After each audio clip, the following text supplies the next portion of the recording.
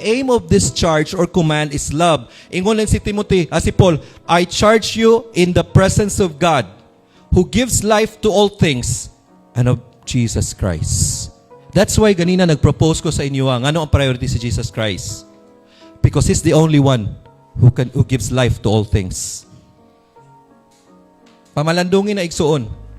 Kung ang imong marriage nakapatay na or relasyon, balik sa Ginoo.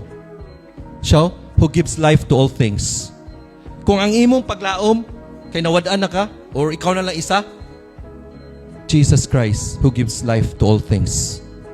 Kung naguna-una ka sa imong kaugmaon ug imong mga anak, unsa ilang padulngan, kay kakabalaka ka kay taas na kayo ang fuel, ang US ug ang Iran di na ginimundang siguro og daghan kay ka concern, even your business. Igsuon, who gives life to all things. Dili who gives life to some things. That's why nagpropose ko ganina nganon Jesus Christ, our God, our mediator. Kay wala ko kabalo kung unsa inyong sitwasyon karon. Even those who are watching online, I don't know. Kung if you have balatian or you have illness or something, mayon ka nga, wala na gid ni.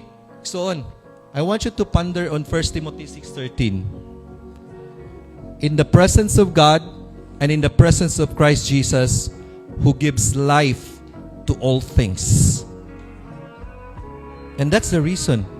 Kung ang imong negosyo kamatayon na or wala na ipadulngan, prioritize Jesus Christ because He gives life to all things.